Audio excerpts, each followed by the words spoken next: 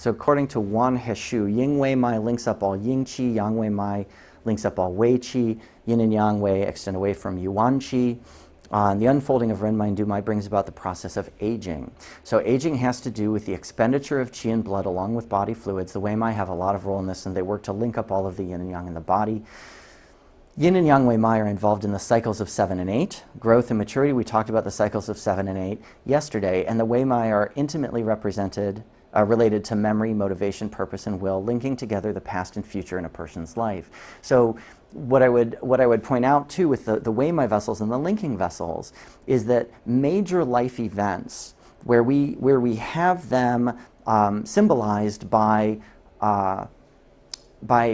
rituals are Wei Mai rituals. So quinceañeras and bar mitzvahs and confirmations and weddings and graduations and all of these rituals that we do that are transculturally seen, like every culture has these rituals that signal transition from one state of development to another state of development. It's some sort of ritual that says you are now an adult in the eyes of the tribe, and that changes you in ways because your whole experience with your conspecific group changes. And so it's part of a maturation process that exists in sort of a series of shells that we delineate through these ritualized events.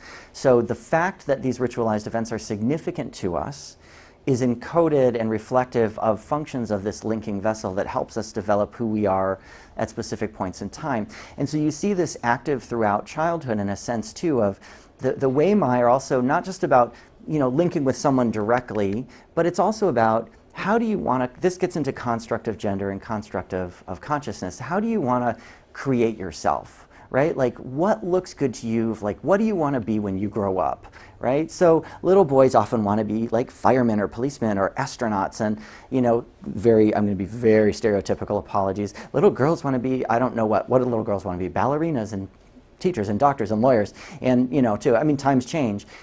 Thank goodness.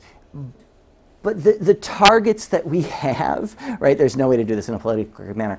The targets that we have for what we want to be when we grow up are influenced by culture, by the options we have given our social order and our social realm, but are also reflective of things we don't even understand where those constructs represent qualities that we hope to represent when we're older. So the ability to look ahead and say, I want to be like that when I grow up, is a Wei Mai linking vessel kind of behavior. It involves liver and planning and future and stuff too. But you see this throughout childhood. So the kindergartners think the second graders are like so cool and so old, and the second graders think the sixth graders are like amazingly mature, and the sixth graders think the junior high schoolers are like off the charts. And so even like the ninth graders want to be like the seniors in college. And there's all this different social strata and social order, and that's all Chow Mai at the moment and Wei Mai looking forward. Or if you look at your idols, and you want to be like so-and-so when you grow up. And so you start modeling your behavior and modeling your gender construct around that image of whatever that is. That's a Wei Mai behavior, because fundamentally it gets back into that, who are you going to be as an adult, and what's going to be your mating construct of what you put out there as what you've designed. So that's also linked into the linking vessel.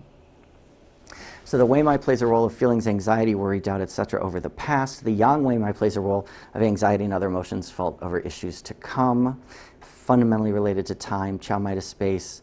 And this is from Jeffrey Yuan teaching. Someone who is trapped within the confines of the past, dwelling on issues of what if, longs for and fantasizes about the future, more of a Yang Wei Mai, unwilling to accept themselves in situation at present, will have stagnation and pain in these vessels.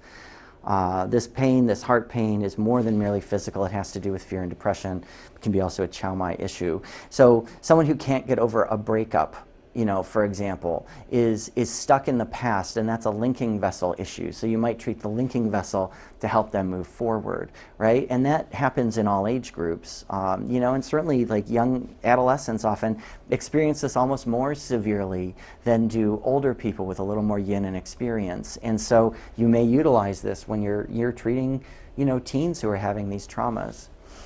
So one sequence that's proposed in order to calm the Shen and regulate the Qi, utilizing a Yin Wei Mai approach, is to use this point set. So you use PC6 as your opening point, and then it's suggested to do kidney 9, spleen 15, liver 14, and Ren 22 in that order. And what you're doing is you're selecting points along the Yin Wei Mai vessel in a sequence, and what I would suggest doing as well is helping your patient understand what you're treating.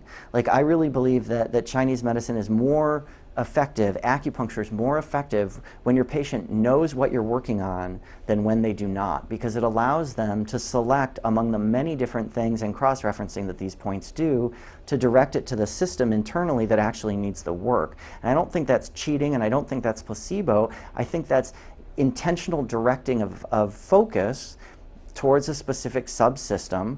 It's a switching kind of, a neurologic switching kind of direction that you're doing.